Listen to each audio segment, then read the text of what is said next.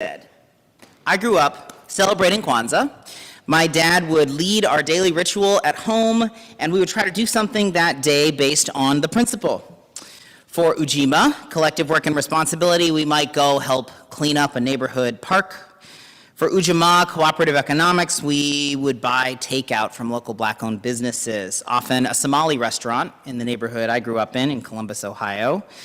For Nia, purpose, we might organize old family photos. My dad thought the holiday was important because it dedicated quality time to spend with the family and to talk about our black heritage when it was easy to feel disconnected from those things. I grew up in a very racially mixed context, but very far away from my family. So I had always learned that Kwanzaa was invented in the 60s by Dr. Karenga. You often hear that story when people explain Kwanzaa, but as an adult, and even in the research I did preparing for this service, I came to understand why my dad felt so connected to this holiday.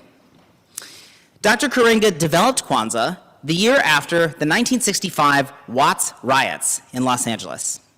He was a doctoral student at UCLA at the time and helped start a community group called the US Organization, US. On December 26, 1966, the US Organization celebrated the first Kwanzaa with family and friends at a private home in Baldwin Hills, LA's black middle-class neighborhood. Today, the African American Cultural Center, this little neighborhood storefront center that was part of Karenga's US Organization, it's still there, still located on Crenshaw Boulevard, right next to Baldwin Hills.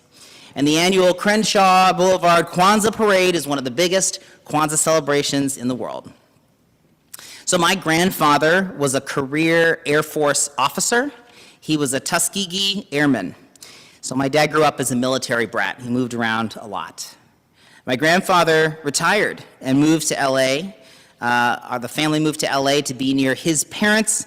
They had worked as domestic servants, having traveled and migrated from Texas. He and my grandmother bought their home in Baldwin Hills in 1965. My dad, who was in high school at the time, told me he remembers the National Guard tanks rolling down Crenshaw Boulevard to enforce the curfew following the riots that year. In the aftermath of the brutal, historic violence of the Watts riots, this was one of the first major uprisings that then begat a series, summer after summer, in cities around the country. Karenga wanted to help create a positive imagination for what black culture could become or be. So he based Kwanzaa on harvest festivals from a number of African cultures: Yoruba, Ashanti, Zulu. He used the language of Swahili for the principles because it was the most widely spoken African language. So there's a few things that I think are essential to understand about the context that Kwanzaa emerged from. First, as Baba Sanyika said in that excerpt that Aisha read, Kwanzaa was created before many of the observances that we have now for the African American, the black community. Black History Month was established in the 70s. In 1966, Martin Luther King was still alive, and his birthday didn't become a national holiday until the 80s. Juneteenth was made a national holiday in 2021. So Kwanzaa predates all of those. Second, most black Americans who were descended from slaves, like me and my family, and as a side note, my family comes from American slavery, so the cotton plantations in the South and Georgia, but many of the black folks in this region, in the Boston area, come from the islands, and their ancestors would have been slaves in Haiti or Jamaica or St. Lucia, so slightly different cultural heritage here in the Boston area. So those of us who are descended from slaves not only don't know the names of our ancestors, but we cannot even identify which African culture we would call our own. Can I get the slide of the map, please? So this is a map of my Ancestry.com DNA report.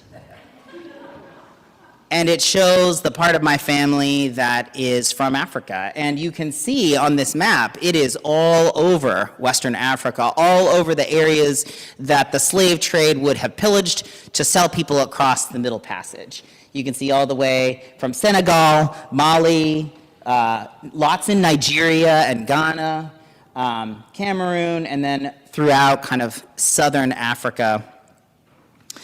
And so you can see that anything that was meant to be representative of a pre-slavery Black experience would have to be incorporating many different cultural elements. It has to be a synthesis in order for it to connect with the people who are here because of that intermixing over time, families separated in slavery, sold to different parts, sold up the river, sold down the river. I suspect if you did a DNA report for most Black Americans, and you can watch Henry Louis Gates and he'll do it, then you would see something very similar to this. Thank you for that slide.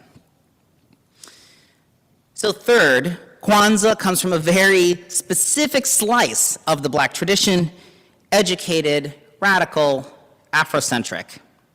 Though it was happening literally only down the block from my grandparents, I doubt they would have ever been part of those early Kwanzaa events. They were much more establishment. They worked for the community. My grandfather was a military officer, right?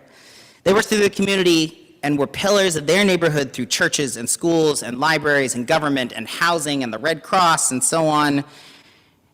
On the other side of the spectrum, Kwanzaa did not catch on with the Black Panther Party or other more militant and separatist or radical wings that we think of from that era. In fact, the FBI tapped the US organization in Karenga, just as they did with the Black Panther Party, and ruthlessly played them off each other in late 60s LA. They would send false letters and messages and created this rivalry between the two groups, and it ended very poorly. So no, Kwanzaa did not catch on with the Black Panther Party. But it did catch on with this particular slice and its connections across other metro areas and other places where this kind of educated and liberal Black tradition existed. So these are the elements, that sense of the Black tradition that it is from, the nature of synthesis from these different African cultures, and the fact that it was really the OG of Black American holidays, are why I think Kwanzaa started to take off in the 1980s and 90s when Black politicians were becoming mayors of major American cities, when multiculturalism was in its heyday. Today, Kwanzaa is mostly celebrated in the United States, a little bit in Canada. If you go to Africa and ask them about celebrating Kwanzaa in Egypt or Kenya, they'll say, no, that's not what we do here. But it is a distinctly American synthesis of these factors. And in fact, I do think it laid the intellectual and cultural foundation for many of our newer Black cultural institutions. We hear the names of Kwanzaa principles often employed. It was the Kuumba House, that's creativity, at Kent State University, where Black students first campaigned to have Black History Month recognized in 1970. Today, there is the Ujima Investment Fund in Boston, which supports Black-owned businesses and community development in Roxbury and Mattapan. So in our reading, we heard Matangalizi Sanyika, Baba Sanyika. He was an important leader in the Unitarian Universalist Black empowerment movement of the 1960s. He's a professor from New Orleans. He, like Karenga, was a Black humanist. That is part of why this is not a religious holiday, because Karenga himself was humanist and had all those same touchstones. Sanyika and Karenga would have had those same touchstones. They chose African names for themselves, educated intellectuals, radical in their politics, but not militant. So they not only ran in the same circles and likely knew each other, it was the UU funding and the UUA, our central organization's funding of Black humanist organizations in the 1960s, late 60s, that even helped spread Kwanzaa and these ideas early on. It is also important to know that Baba Sanyika left the faith for many years after the 1969 Black empowerment controversy, which is another whole sermon, but that led to hundreds of Black leaders and their white allies walking out of the faith, when the UUA balked at completing its commitment of $1 million for Black liberation due to a budget crisis. I met Baba Sanika in 2017 in New Orleans at the Black Lives UU convening.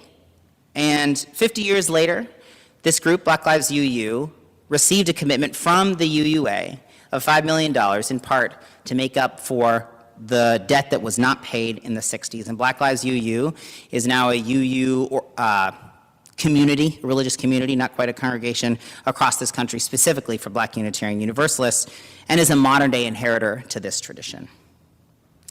So I know there's a little bit of history. I like history. Maybe you like history. Maybe you don't. But it is important to talk about history in specificity, to remember our stories and to remember where we come from and what they mean. So, of course, I have to share with you a little bit more of the stories of my ancestors. Can we get the next slide, please? This is a picture of my great-great-grandfather. He's seated in the middle. His name was Hero Jasper McDonald. He was born a slave in southern Georgia. He was emancipated young, because this picture was probably taken around 1905, 1910. He and his wife, Ella, went west, and they settled in eastern Texas in a small town that was full of sharecroppers, and he ran a store. He ran a store that had a mixed customer base, and these are his children standing behind him. And he had a lot of children, and many of them went on to be very successful. He was very involved in upstanding Republican politics of Texas. This is the time when Black Americans were very much dedicated to the party of Lincoln. And in fact, in researching about Hero Jasper McDonald, I found a telegram that he had sent to Booker T. Washington for a gathering of Negro business owners in around 1900 about how he could not make it to the gathering. It was in Boston, but nonetheless wanted to show his support. Those of you who know a little bit about Black American history will know that there's a certain lineage of Booker T. Washington that is different from the lineage of W.E.B. Du Bois or certainly Marcus Garvey. I'm not going to parse all that out, but suffice it to say that that tradition was very much about playing by the rules, lifting yourself up by the bootstraps, that kind of what then became known as later as respectability politics. So that's my great-grandfather. On the left, you'll see my great-grandfather, George McDonald Sr. He was a domestic servant, a valet, and died quite young. The next slide, please. So these are my grandparents, George McDonald and Lydia Moss McDonald. And that would have been Captain or Major George. And my grandmother was from Princeton, New Jersey, where she grew up. That's her mother that is there, also Mary Moss. She was likely mixed. She was quite light, but we don't know as much about her family. We know that some of them also came from Georgia, from the Cotton Belt. She ran a nursery school in Princeton, New Jersey, and kids from the community were there. And her husband, Simeon Moss, who would have been my great-great-grandfather, was a valet to a professor at Princeton. And they have these memories of Princeton and seeing Einstein walking around at the time, but they were also very much pillars of the community. I'm told there's a Mary Moss playground in Princeton. I haven't gone to see it, but I'm told that it's there. I can see it on Google Maps. So these are my grandparents. They would have been living in Baldwin Hills right at this time of the Watts riots, and that Kwanzaa was developed. They were Presbyterian and very active in their denomination as well. All right, thank you for those slides. I have one more, slide, which is just to show you the logo of Black Lives UU. Their website is, they're on social media and so on. And I just wanted you to know and see and have an association for that group of folks. Again, another whole separate reflection, but one of our modern inheritors to this specific tradition that Kwanzaa also arises from and Black humanism. So thank you for those slides, Nick. My ancestors, and maybe yours did too, worked so incredibly hard so that I could be here today with you. It was their struggle that gave this weight and purpose. I've always loved that quote, that idea that we are our ancestors' wildest dreams, perhaps in more ways than one. But the sense of claiming, seizing future and possibility that is beyond your imagination of the day, that can only be done in community. And that's both very Kwanzaa and very UU. We celebrate Kwanzaa now, my family does, for the same reasons my family always did growing up. We think about who we want to be. We try to plan for that. We spend time with each other and spend time with those intentions. We make sure we remember our ancestors. It's a restful time between Christmas and New Year's. And I'll tell you that it's a very recent invention that you can go to Target and find Kwanzaa anything. The struggle of trying to track down a kinara that fit the candles that you have. I don't know if you've ever tried to locate a black candle, but unless you're in Salem in late October, it's hard to find. It's hard to find. It's hard to find these symbols and the cup and the cloth that we got from, community African fairs. That was the only place you could find it before the internet. You couldn't really order it someplace. You couldn't just go and get it. You had to go get you some Kwanzaa. So that is why we celebrate, to make space for those intentions and those commitments. The distilled, contextualized, integrated wisdom of our ancestors, born of a time of intense pain and challenge, is Kwanzaa's greatest gift. It has shaped my life in so many ways as those principles marinate in my brain and my heart over the year. They've led me to advocating for my community, volunteering, believing in myself, believing in others, working for justice, becoming an activist, and yes, even running for office. In a sense, yes, we all come from Africa, a cradle of civilization. So there is universality and wisdom for all of us in these principles, but our personal culture and stories are so important. They are what make us who we are. They are often the most powerful when they are forged in the struggle. So may the culture and stories I've shared with you today inspire you to claim your own. And if you're not Black, then that can be on any of the other 51 weeks of the year. Thank you.